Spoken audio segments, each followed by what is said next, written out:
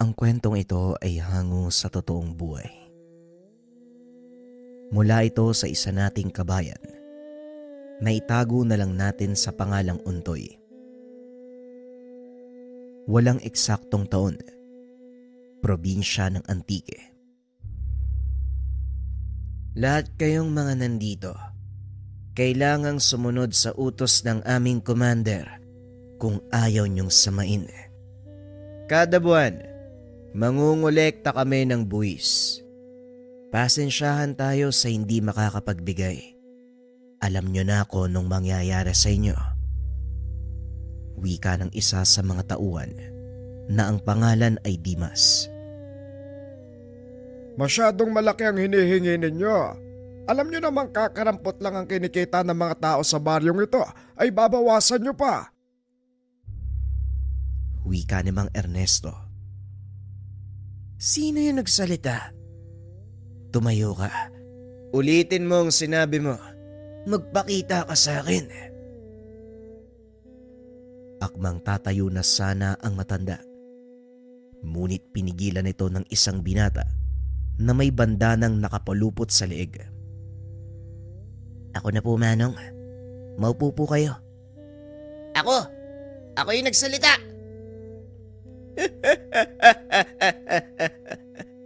Ang lakas ng loob mong tumayo.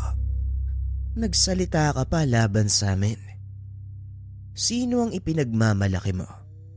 Wala na si Cadelfin dito. Amin na ang lugar na ito. Yun ang akala ninyo. Sige lang, maghari-harian kayo. Antayin niyo ang pagbabalik ni Cadelfin. Siguradong may kalalagyan kayong lahat. Tugon ng binata na ang pangalan ay Untoy. Aba, ayos ah. Talaga nga naman. Sige nga. Hoy kayo, mga ulupong. Kunin nyo nga yung payatot na yan. Dalhin nyo sa akin. Dali-daling hinila ng mga kalalakian ng binata. Dinala sa harapan ni Dimas. Wala na ang Cadelfin na pinagmamalaki mo. Maging ang mga alipores niya, iniwan nila ang baryong ito. Wala silang mapapakinabangan dito eh. Kaya nga sila umalis eh. Wika ni Dimas. Tinutukan nito ng baril sa ulo ang binata. Wala ni isa sa mga taga-baryo ang umawat. Maliban na lang sa matanda na nagngangalang Mang Ernesto. Dimas, pakiusap. Huwag mo nang patulan yung bata. Hindi naman lalaban sa'yo yan eh. Sige na, papayag na kami sa gusto niyong mangyari. Huwag mo lang sasaktan si Untoy. Wika ni Mang Ernesto. Binitawan ni Dimas si Untoy. Muling hinarap ang mga taga-baryo. Sa susunod na buwan babalik kami. At siguraduhin niyong maibibigay ang isang sako ng bigas sa bawat pamilya. Pasalamat kayo. Yun lang ang hinihingi ni Commander. Wika ni Dimas. Nagsipag-alisa na ang mga ito. Nilapitan ni Mang Ernesto si Untoy. Ayos ka lang ba, Untoy? Meron bang masakit sa'yo? Bakit pa kasi kinakailangang umalis din na Cadelfin eh? Hindi naman ganito dati sa baryo natin. Kinakatakutan pa nga tayo ng mga tulisan dahil sa kanila. Pero ngayon, wala na. Inaapak-apakan na lang ng mga bandido ang ating pagkatao. Wika ni Untoy.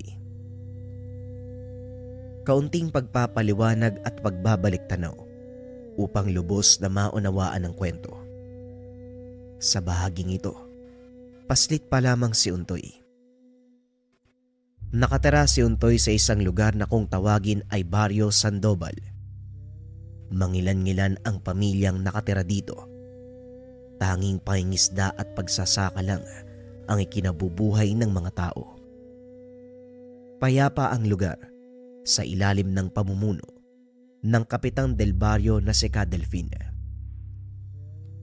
Kilala bilang mabait na pinuno, mabuting kaibigan, ngunit mabalasik na kalaban ng mga bandido. Nagagawa niyang panatiliin ang kapayapaan sa baryo dahil na rin sa tulong ng mga kasamahan. Kilala bilang mahusay na antingero ang pangkat ni Cadelpin. Ginagamit nila ang kakayahan upang ipagtanggol ang mga tao laban sa pang-aapi ng mga bandidong nagagawi sa lugar. Nasa tabing dagat ang baryo at ang karagatang iyon, daanan ng mga manlalakbay mula sa iba't ibang panig ng bansa. May kaunting pantalan kung saan dumadaong ang maliit na barko. Meron ding mga bangka na nagdadala ng kalakal na ipinagbibili sa karatig bayan. At dahil sentro ng kalakalan ang lugar, hindi rin may iwasan ang pananalakay ng mga pirata at tulisan mula sa kabundukan.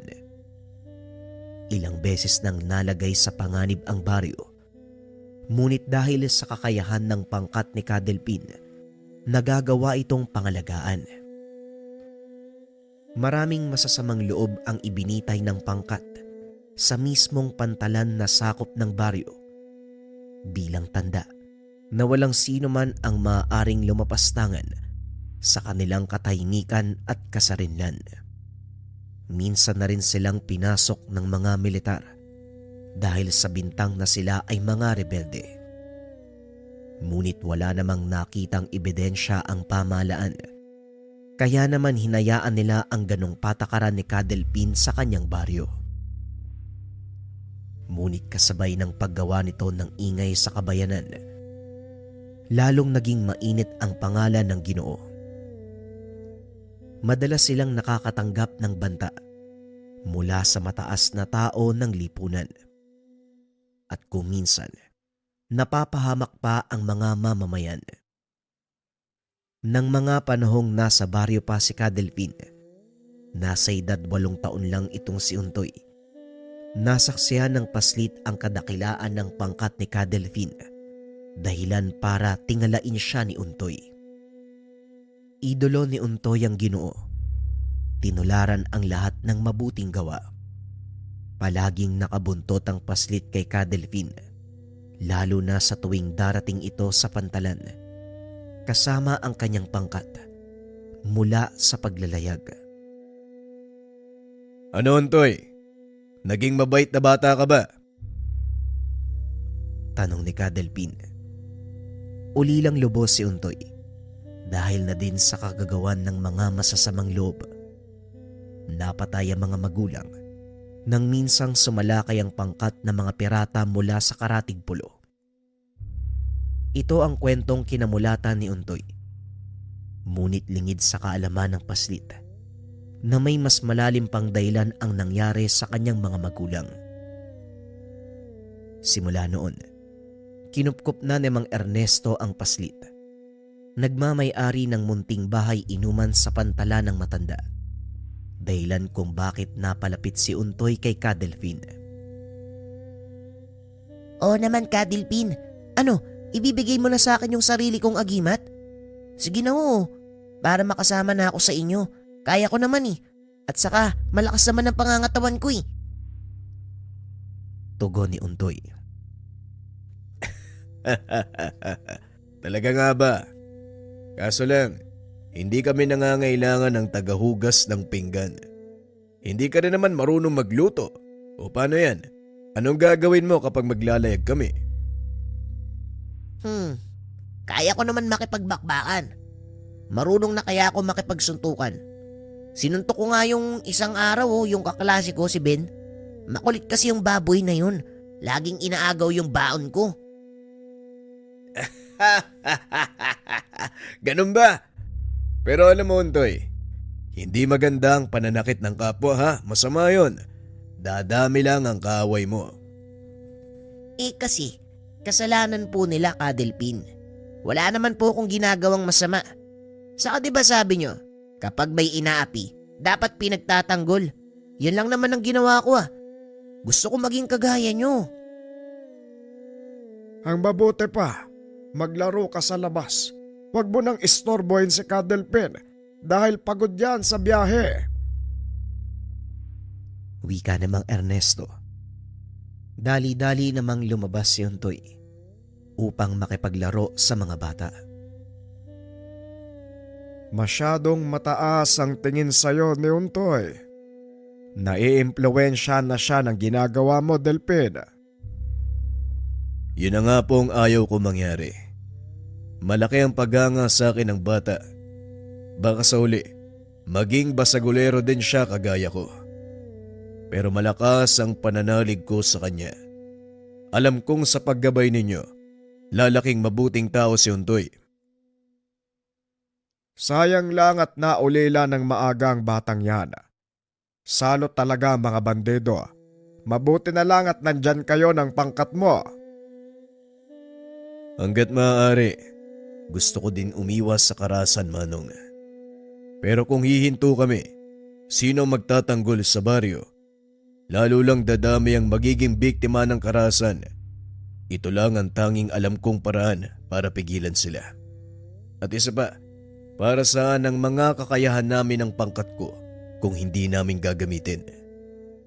Kaya nga malaki ang pasasalamat sa'yo ng mga tao, Delphin.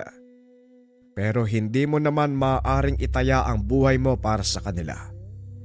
Pero sana lang, matapos na ang lahat ng ito at matuldo ka na ang pananamantala ng mga tulisan. Muling wika namang Ernesto. Habang nag-iinuman ang mga ito, biglang pumasok ang ilang kalalakian, armado ng mga baril at itak. Puno ng tao ang bahay inuman ng mga sandaling iyon, kaya naman wala silang maupuan. Lumapit ang lalaki sa kinuupuan ni Delphin. Padabog nitong inalapag ang baril sa tabi ng Ginoo. Kinausap si Mang Ernesto.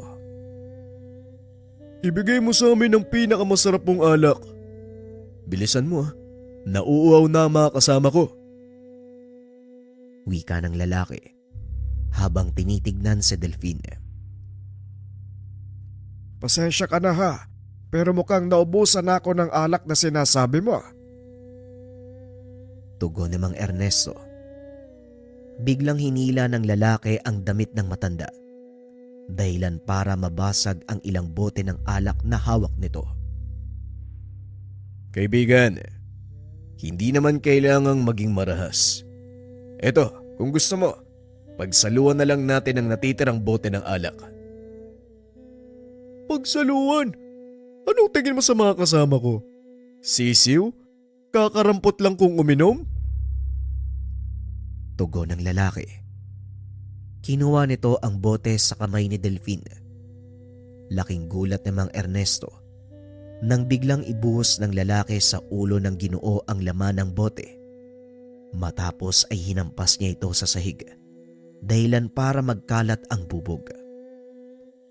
Nagsilabasan ang mga taong umiinom, maliban na lang sa 4 na kasama ni Delphin.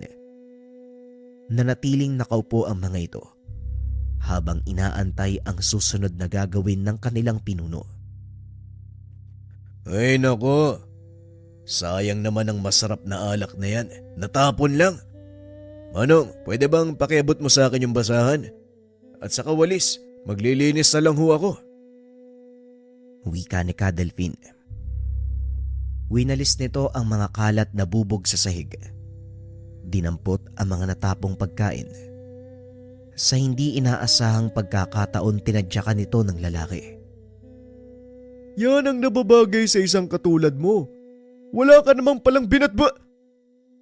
Hindi na naituloy ng lalaki ang sasabihin. May tumamang bato sa kanyang ulo. Nang tignan nito ni Mang Ernesto, nakita niya si Untoy. Walang niya ka? Ang lakas ng lobong kutsain si Delphin?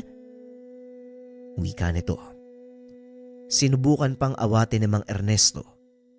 Kaso nga lang huli na. Dahil hinawakan si Untoy ng isa sa mga kasama ng lalaki. Wala pa rin kumilos sa mga kasama ni Delphin. Maging siya ay nanatiling nakaupo sa sahig. Alam mo bang masakit yung ginawa mo? Hindi mo ako kilala, bata. Baka gusto mong paghiwalayin ko yung ulo at katawan mo. Wika ng bandido habang binubunot ang kanyang itak. Itinutok ito sa leeg ng paslit na noon ay takot na takot. Dito na tumayo si Ka Delfin.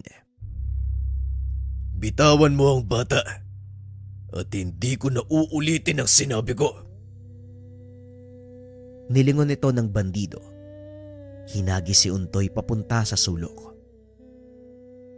Aba, may dila ka rin pala. O ngayon, anong gagawin mo? Basagin mo na ang bote ng alak na iniinom ko. Ipaligo mo sa akin ang laman nito.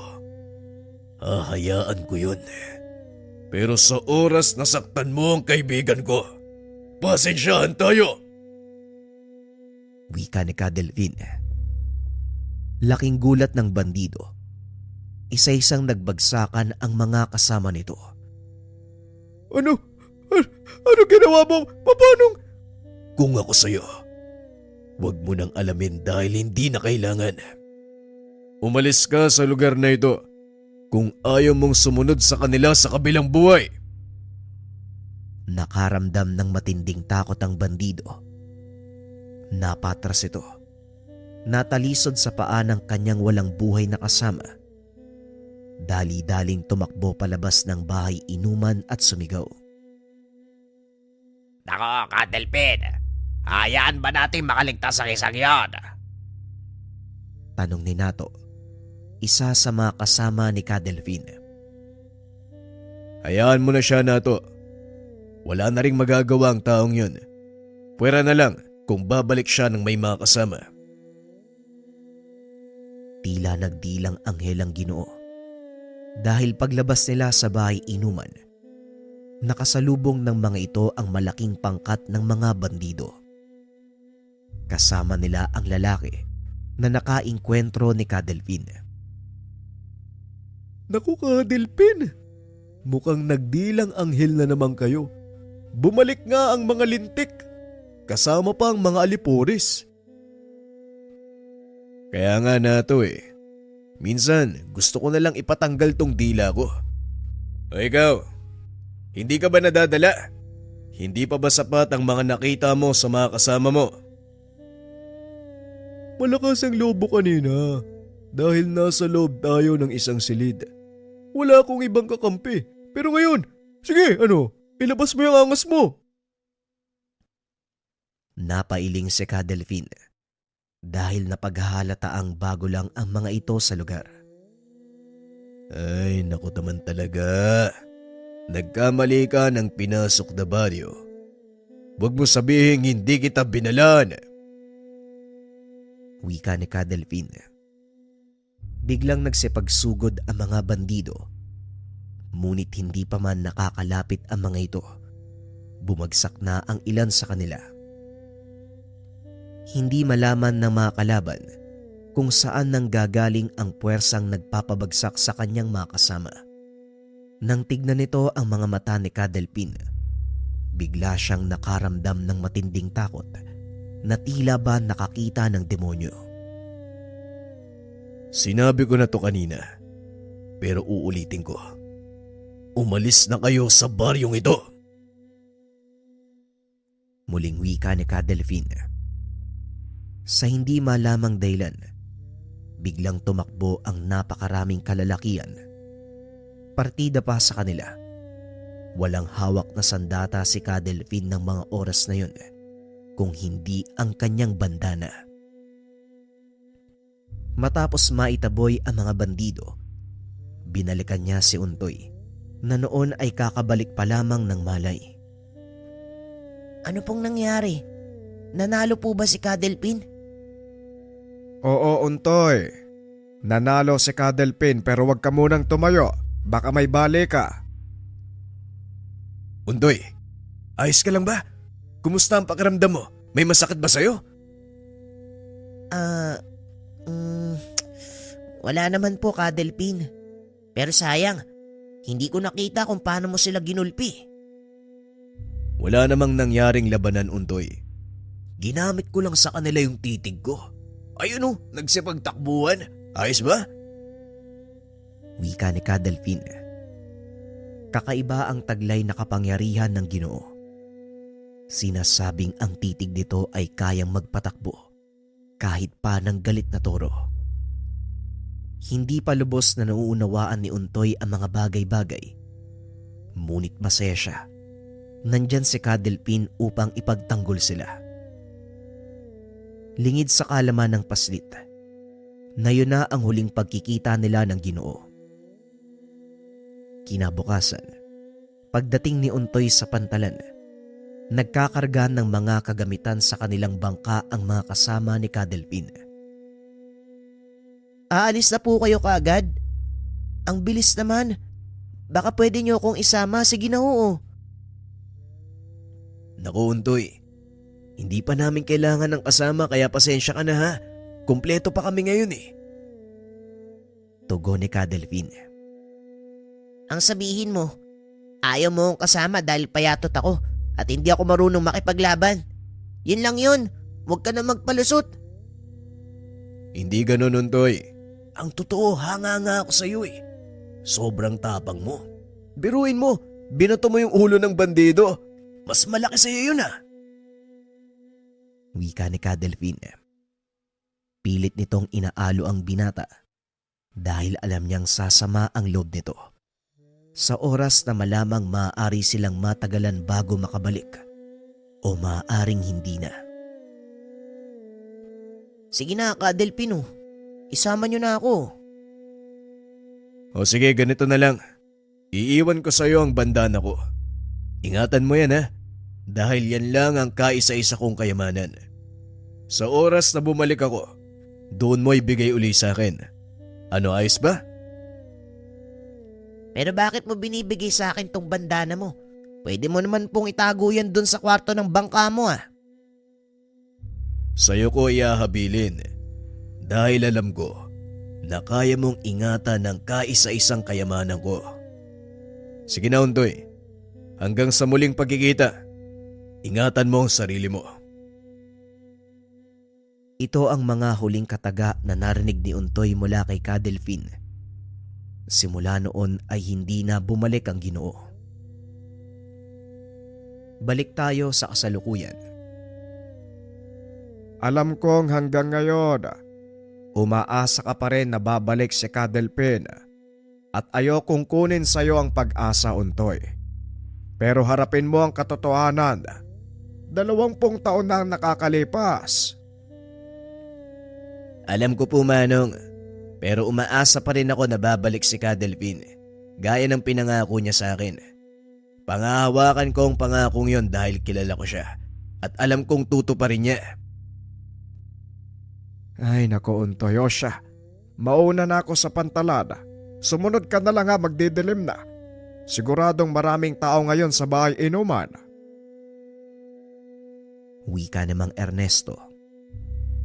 Nanatiling nakaupo si Untoy sa sulok habang pinagmamasdan ang paligid. Bumabalik sa alaala ng binata ang mga panahong mapayapa ang lugar at hindi nababalot ng takot ang mga tao. Uy Untoy, nandito ka lang pala. Kanina pa kita hinahanap eh. Tara, samahan mo ko manghuli ng alimango. Wika ni Ben, kaibigan ni Untoy. Nako Ben, pasensya ka na. Kailangan kong tulungan si Mang Ernesto sa pantalan eh. Susunod na lang ako. Ganun ba? E di, puntahan na lang natin si Mang Ernesto. O sige, ikaw ang bahala. Akmang tatayo na ito nang mapatingin siya sa gawing dulo ng plaza. Nakita nito ang pamilyar na figura ng isang lalaki. Natatakpan ng itim na bandana ang mukha nito, kaya hindi niya masyadong makilala. Hoy, sino bang tinitignan mo dyan? Tara na! Sandali lang. Nakikita mo ba yung taong yun? Hindi ba parang si Kadelpin? Sa palagay ko parang hindi naman. Yang ka na naman Untoy. Tanggapin mo na. Tinalikuran ni Kadelpin ang bayang ito. Hindi na siya babalik pa. Wika ni Ben. Hinatak ni Untoy ang kwelyo nito. Laking gulat ng kaibigan dahil galit na galit ang binata. Bawiin mo ang sinabi mo, Ben. Hindi totoong tinalikuran ni Ka Delphine ang baryo. Nangako siyang babalik at pangahawakan ko yun.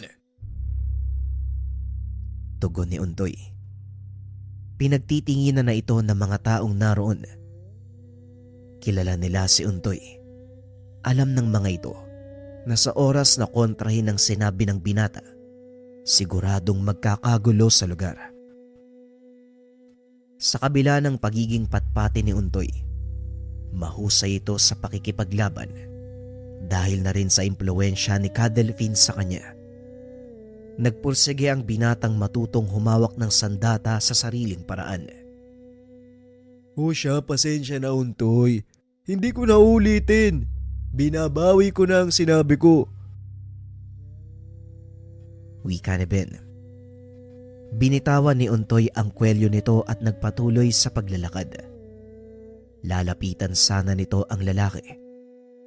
Ngunit nang muling ibaling ang tingin, wala na ito sa kinakatayuan.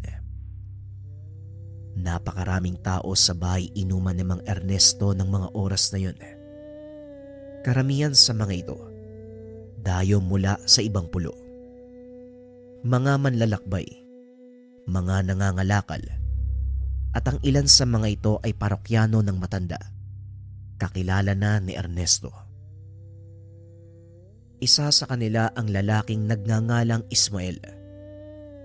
Madalas itong kausap ni Untoy dahil na rin sa sinabi nito, nakita niya si Ka Delphine kasama ang buong pangkat. Ismael, kumusta? Anong balita? Nagkita ba kayo uli ni Ka Delphine? Naku, Untoy. Kinalulungkot ko. Pero hindi. Marahil nasa ibang pulo sila. Siguro nga. Sige Ismael ha, maiwan na muna kita. Marami pang mga dumarating eh. Ben, asikasuhin mo nga yung kabilang mesa. Wika ni Untoy. Ngunit nang lingunin nito ang kaibigan, nakita niyang hawak ng isang lalaki ang kwelyo ng damit nito. Akmang lalapit na sana si Untoy nang biglang hawakan ni Ismael sa kamay. Huwag mo nang pakialaman. Ang mga taong yan ay kasapi ng pangkat ni Ka Roger. Kung nakikilala mo si Dimas, hindi ba? Mga kasamaan niya ang mga yan. Mas may dahilan ako para lapitan sila Ismael. Malaki ang atraso ng mga taong yan sa baryong to. Pero wala kang magagawa laban sa kanila, Untoy. Tignan mo nga, bukod sa napakadami nila, mag-isa ka lang. At hindi sa panglalait, tignan mo naman ang katawan mo. Wika ni Ismael. Hindi nagpapigil ang binata. Dinampot nito ang kanyang baston na yari sa kamagong. Nilapitan ang mga kalalakian. Bigla nitong pinalo sa ulo ang lalaking nakakwelyo kay Ben. Nagsipagtayuan pa ang iba. Tinutukan ng barel ang binata. Ngunit hindi ito nagpatinag. Pinagtatadyakan nito ang mga kalalakian. Dahilan para matumba at masira ang dingding ng bahay inuman ni Mang Ernesto. Hindi nagsasalita ang binata. Walang awa niyang pinaghahataw ang mga ito. Hanggang sa mawalan ng malay ang isa sa mga kalalakian at tila nabasag pa ang bungo. Ano? Lalaban pa kayo? Hamakin nyo na ako. Tawagin nyo akong payatot. Pero wag na wag nyong kakanti ng mga kaibigan ko. Wika ni Untoy. Napailing na lang si Mang Ernesto sa ginawa nito. Alam ng matanda na malaking gulo ang magaganap sa oras na makarating kay Ka Roger ang nangyari. Hindi ka talaga nag-iisip, Untoy. Alam mo ba ang ginawa mong bata ka? Kapag nalaman ni Ka Roger ang ginawa mo sa mga tauhan niya, paniguradong tayo naman ang pagbabalingan ng mga yon. Marami ang madadamay sa ginawa mo. Ay, naku naman talaga. Ginawa ko lang po ang hindi kayang gawin ng mga kababaryo natin, Manong. Kailan tayo matututong lumaban kapag huli na ang lahat? At isa pa, kayo na din na nagsabi, wala na tayong aasahan kay Kadelphin, hindi ba? Yun na nga eh. Wala na tayong aasahan sa pangkat ni Kadelphin na magtatanggol sa atin. Kaya dapat nang tigilan ng pagpapakabayani. Hindi makakatulong ang ginagawa mo. Lalo mo lang inilalagay sa peligro ang buhay ng mga taga-baryo.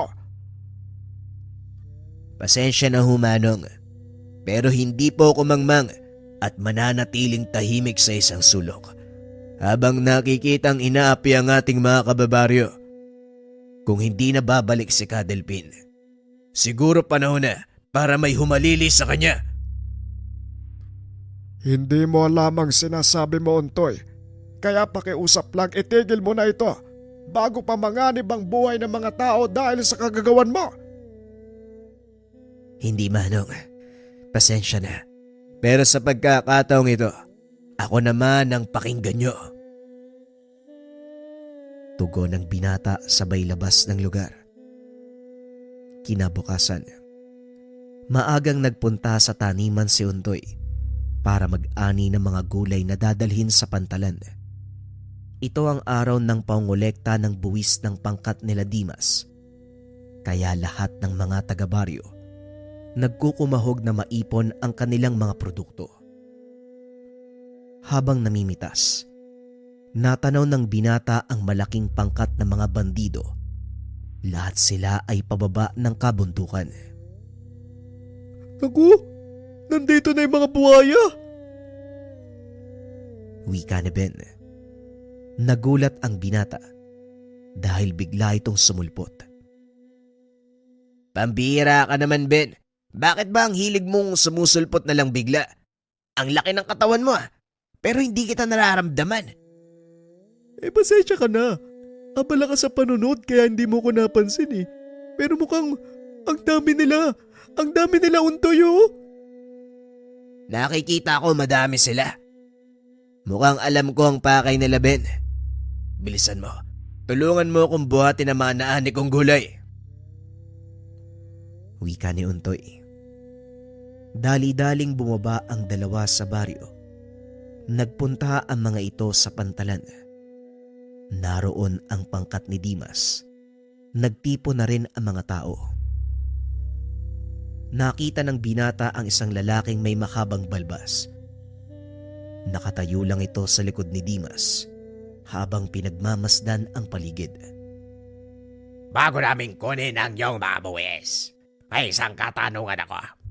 Sino sa inyo ang gumulpe sa mga tauhan ko? Wika ng lalaki. Ang mabuti pa, ipresenta mo ang iyong sarili. Dahil kung hindi, lahat kayo mananagot. Wika ni Dimas. Naku, Untoy, mukhang ikaw yata yung hinahanap nila eh. Hayaan mo lang sila. Sigurado naman mo lang magsasalita sa mga kababaryo natin eh. Tugon ni Untoy. Tahimik pa rin ang mga taga-baryo. Kaya naman inisa-isa ni Dimas ang mga ito. Nagpipigil lang si Untoy. Nag-aalala ito na baka madamay ang mga tao kung sakaling magkamali siya ng galaw. Anak nang, nakalimutan ko pa sa bahay ang kamagong ko. Ben, baka pwede mong kunin sandali. Total, magaling ka naman sa pagpuslit, di ba? Wika ni Untoy.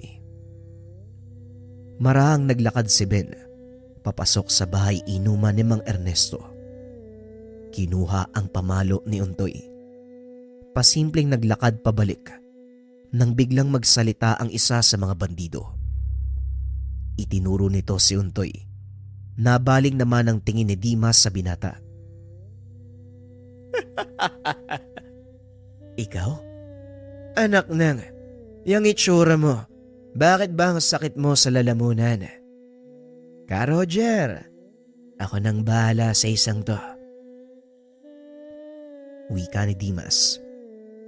Napagtanto ng binata na ang kasama ni Dimas ng mga sandaling iyon Walang iba kung hindi ang pinuno ng kanilang pangkat, si Ka Roger. Sandali lang.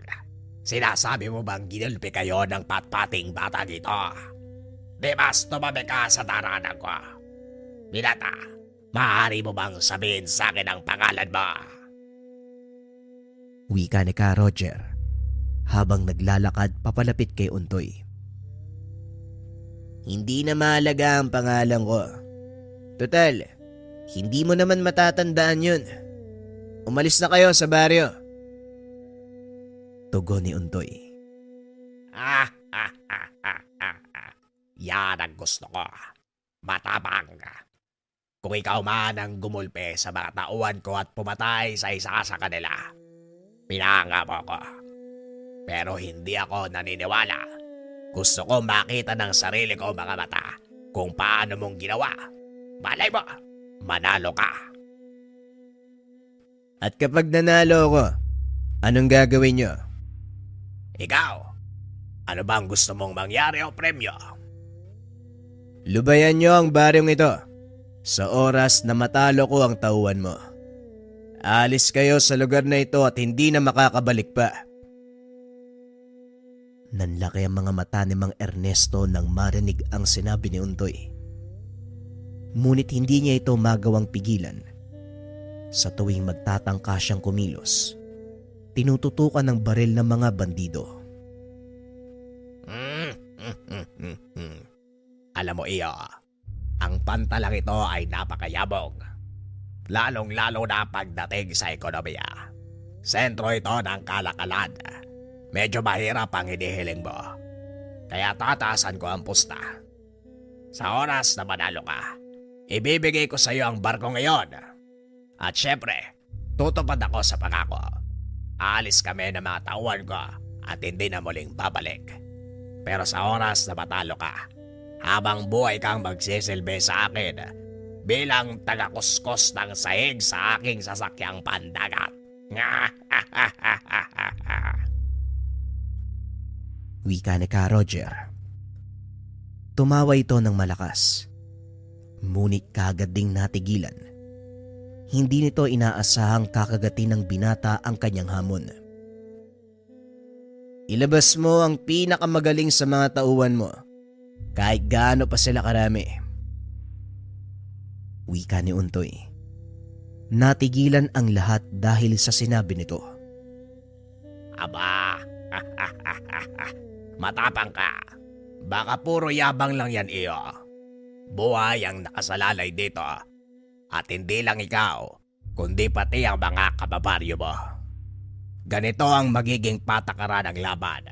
Sa bawat pagbagsak mo, isa sa mga taga-baryo ang hahagupitin ng latigo. Kaya siguraduhin mong hindi ka matutumba. Napakatuso mo talaga. Pero sige, hindi kita atrasan. Simulan na natin. Tugon ng binata sabay unat ng kamay para abutin ang pamalo. Ngunit inihagis ito ng kaibigan dahilan para tamaan si Ka Roger sa ulo. Naku, pasensya na. Napalakas yata yung hagis ko. Bagyang natawa si Untoy dahil nagdugo ang noo ng bandido. Tinawag nito ang isang lalaki. Napakalaki ng katawan. Doble ang tangkad kay Untoy. Sige na, tumabi ka, Ben. Mukhang malaki ang isang yan ah. Sigurado ka bang kaya mo? Bahala na. Tumabi ka na lang. Pag-uusap ng dalawa. Aminado si Untoy. Kinakabahan siya ng mga sandaling iyon. Ngunit wala nang magagawa. Hindi na siya maaaring umatras. Laking gulat ng binata dahil biglang sumugod ang lalaki. Isang malakas sa suntok ang pinakawalan nito. Mabuti na lang nakailag ang binata at ang bariles na nasa likod ang tinamaan. Halos madurog ito sa sobrang lakas ng pagkakasuntok. Alam ni Untoy na hindi nagbibiro ang kalaban, kaya naman naging maingat ang binata. Sunod-sunod na atake ang binitawan ng kalaban. Ngunit lahat ng ito ay nailagan ni Untoy. Hanggang sa makakuha ng tiyempo ang binata. Pinalo niya ito sa likod ng ulo, dahilan para mawala ng balanse ang lalaki at matumba. Tumama ito sa nakatayong tulos, na naging dahilan ng agarang pagkamatay. Magaling. Nanalo ka sa unang laban. Tingnan natin kung mananalo ka pa sa susunod. Alisa, ikaw ang lumaban. Wika ni Ka Roger. Nanlaki ang mga mata ni Untoy dahil babae ang sunod na makakalaban. Pasensya na. Tumawag ka ng ibang mandirigma. Hindi ako pumapatol sa babae. Minamaliit mo ba ang kakayahan ko? Napakayabang mo naman. Hindi naman sa ganon. Talagang hindi ko lang maatim na makasakit ng babae. Kaya pakiusap, umatras ka na. Tumawag ng ibang lalaban. Muling wika ni Untoy. Bagay na lalong nagpagalit sa dalaga. Bumunot ito ng dalawang patalim. Walang pagdadalawang isip na ibinato kay Untoy. Mabilis namang nahawi ng binata ang mga sandata gamit ang kanyang baston. Ngunit napakaliksay kung kumilos ni Alisa. Isang malakas sa suntok ang tumama sa mukha ng binata, dahilan para matumba ito. At gaya ng sinabi ni Ka Roger, isa sa mga taga-baryo ang hinagupit ni Dimas. Dito na nagsimulang kumawala ang galit ng binata. Sinabi ko nang hindi ako pumapatol sa babae. Pero kung mapapahamak ka mga kaibigan ko dahil sa prinsipyong ito, ako na mismo ang babali. Wika ni Untoy. Dali-dali itong tumakbo papunta kay Alisa. Hindi naman napagandaan ng dalaga ang gagawin ng binata. Hinila nito ang damit ng dalaga dahilan para mapunit ito. Lumantad ang maselang pang itaas na bahagi ng katawan. Dahil dito, hindi makakilos ng maayos si Alisa. Sunod-sunod na atake ang binitawan ni Untoy hanggang sa mapalood niya ito. Sumuko ka na dahil hindi ako magdadalawang isip na patayin ka ngayon. Galawin niyo na ako. Punuin ang latay ang katawan. Huwag niyo lang sasaktan ng mga taong malapit sa akin. Tama na yan, Alisa. Umatras ka na. Napatunayan mo na sa akin ang kakayahan mo sa una at ikalawang laban. Pero tignan natin ang magagawa mo sa ikatlo. Wika ni Ka Roger. Hinila nito ang kadenang nakatali sa kanyang bewang. Lumantad ang isang lalaki. Nakatakip ang buhok sa muka. Napatingin si Untoy kay Alisa. Nakita nito ang takot sa mata ng dalaga. Napaisip ang binata kung bakit ganon ang itsura ng taong makakalaban niya. Sino naman ang taong yan at bakit siya nakatali? Malalaman mo ang dahilan mamaya lang. Tugon ni Ka Roger. Sabay tanggal ng kadena sa kamay nito. Nagsipag-atrasan ang mga bandido nang itaas ng lalaki ang kanyang kamay para mag-unat. Sa isang kisap mata, biglang naglaho ang lalaki sa paningin ni Untoy. Nagulat ang binata nang bigla siyang tumalsik. Tumama sa isang puno, dahilan para mawala ito sa ulirat. Ngayon nasagot na ba ang tanong mo? Kayong lahat, nagustuhan niyo ba ang munting palabas na ito? Panoorin niyo kung ano ang mangyayari sa mga nagpapakabayani. Wika ni Ka Roger. Biglang sinakal ng lalaki si Untoy at marahang itinaas. Hindi makawala ang binata dahil sa lakas ng pagkakahawak nito sa kanya. Walang ano-ano. Bigla na lang naputol ang kamay ng lalaki. Napasigaw ito at nagwala. Maya-maya ay napahinto ito at gumulong ang ulo sa lupa. Pasensya na kung nahuli ako ng dating, Untoy. Nanlaki ang mga mata ni Untoy dahil ang lalaking iyon walang iba kung hindi si Eneus, isa sa mga tauhan ni Cadelphine. Eneus, ikaw ba talaga yan? Sinasabi ko na nga ba eh. Oo, ako to, Untoy. Wala namang ibang may kakayahan na gumamit ng mutya ng kidlat dito, di ba? Ako lang. Mamaya na kayo magkumustahan, Ineos. Huwag mo nang patagalin pa. Tapusin mo na ang mga yan. Wika ni Nato. Hindi mailarawan ng binata ang saya ng mga sandaling iyon. Sa wakas, nagkatotoo ang kanyang sinabi. Tinupad ni Cadelphine ang kanyang pangako.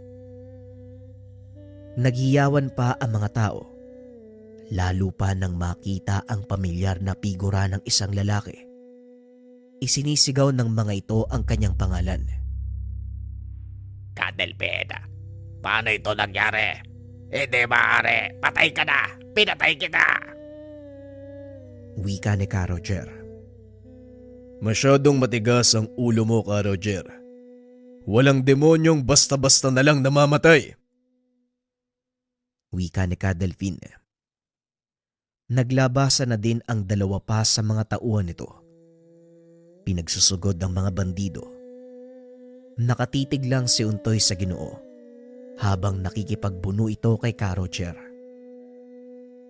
Tama ang sinabi mo, Untoy. Bumalik nga si Cadelphine. Diba? Sabi ko sa inyo hindi tayo papabayaan ni Cadelphine. Wika ni Untoy. Matapos ay nawalan ito ng malay. Nagising na lang si Untoy. Nasa loob ng kanyang silid. Nakaupo sa tabi ng higaan si Cadelphine. Sandali lang, huwag ka munang bumangon.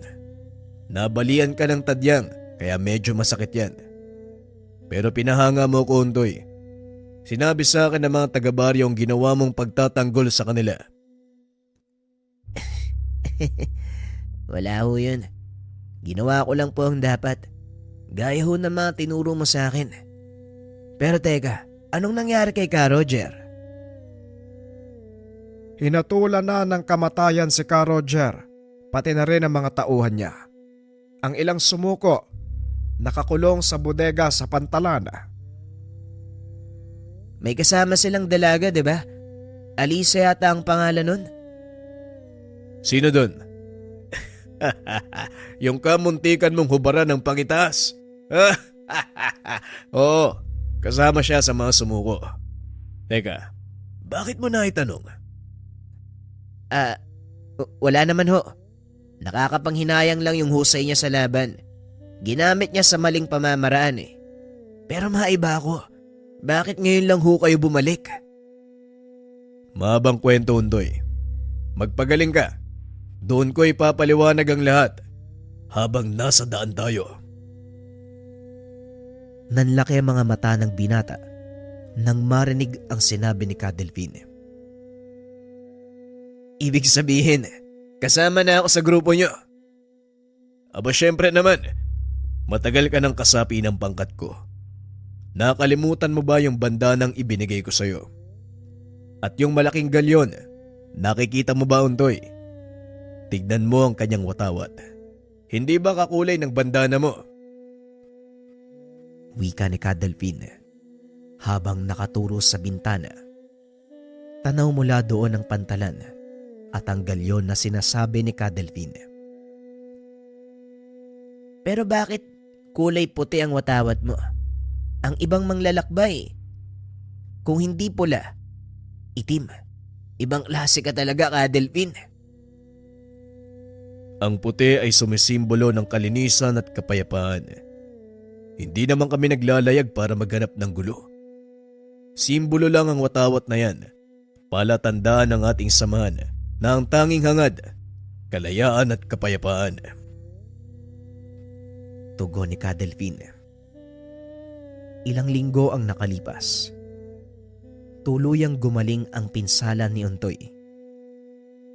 Sa loob ng mahabang panahon, muling nakadama ng kasiguraduhan ang kanilang baryo. Bumalik na din sa dati ang lahat, maging ang sigla ng mga tao. Mabuti naman at maayos na ang pakiramdam mo.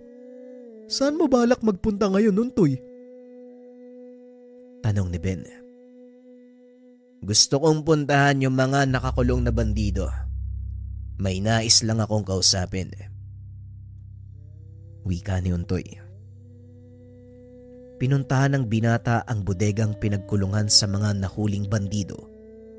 Ngunit wala na ito doon. Ayon sa mga nagbabantay, pinalaya sila ni Cadelpin. Dali-dali namang hinanap ng binata si Cadelpin. Natagpuan niya ito sa dalampasigan, kasama ang dalagang bandido. Untoy, maayos na ba ang pakiramdam mo? Nga pala, gusto kong ipakilala sa iyo si Alisa. Isa sa mga pinagkakatiwalaan kong espiya. Espiya? Ibig sabihin, simula pa lang kakampi ng isang to? Tama ka. Kung hindi dahil sa kanya, malamang hindi rin namin malalaman ang susunod na kilos ni Ka Roger. Maraming salamat, Alisa. Walang anuman, amo. Nga pala, may isang bagay pa akong naisabihin sa inyo. Pero, mapagkakatiwalaan ba natin tong payatot na to? Wika ni Alisa. Ano daw? Anong sinabi mo? Sinong tinawag mong payatot? Bagyang tumawa si Cadelpin. Inawat ang binata. Sige na, tama na. Naku, mukhang magiging masaya to ah. Doon mo na sabihin yan sa bahay, Alisa. Untoy, gusto mo bang sumama? Tanong ni Cadelpin.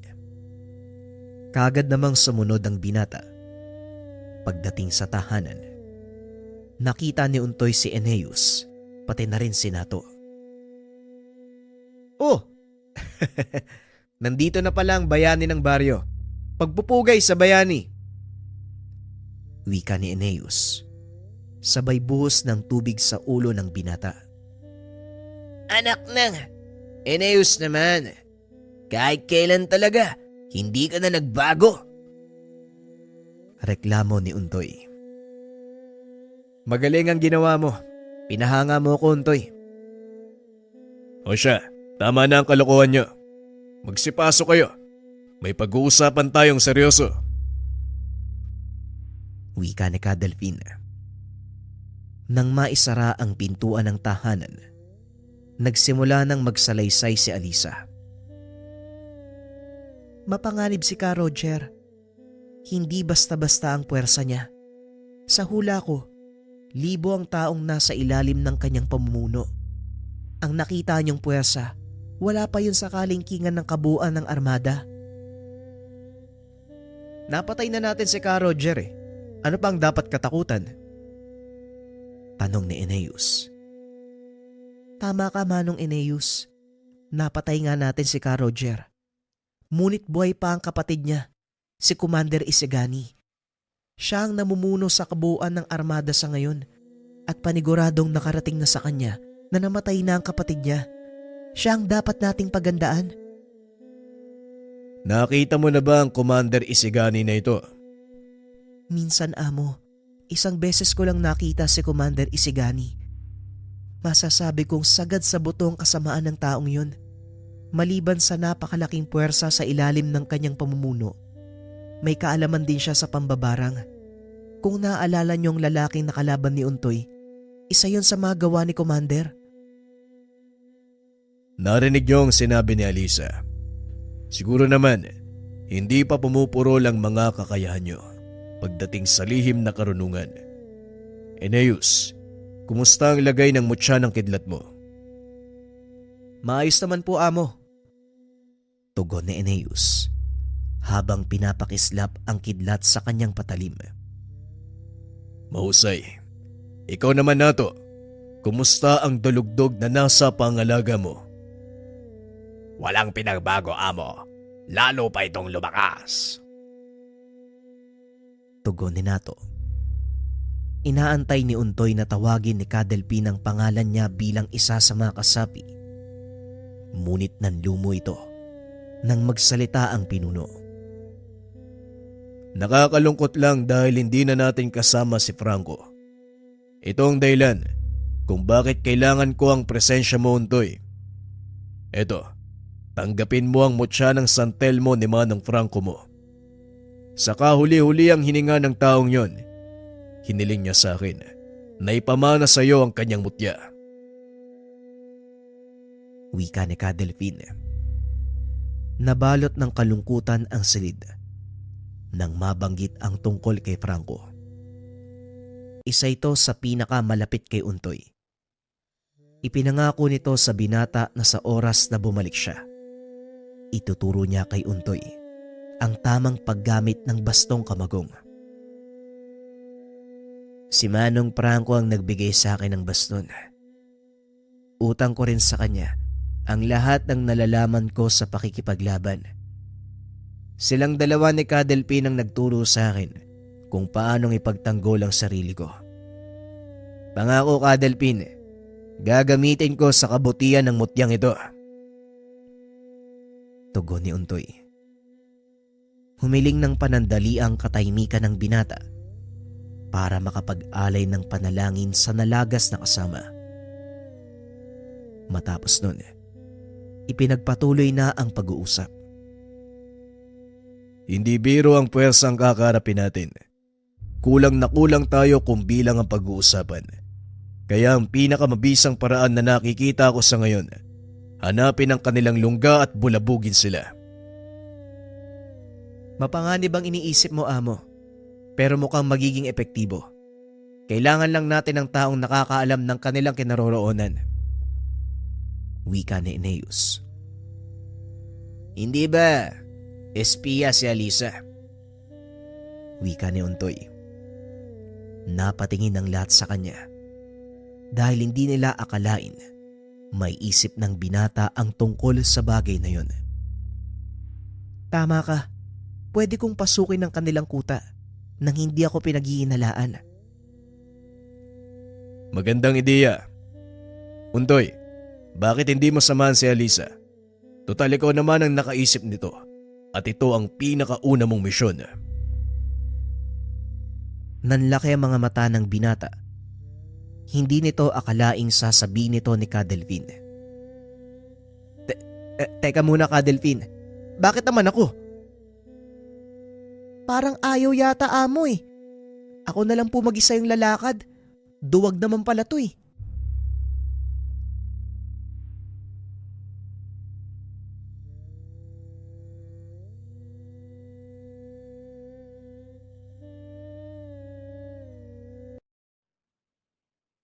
Ang kwentong ito ay hango sa totoong buhay. Mula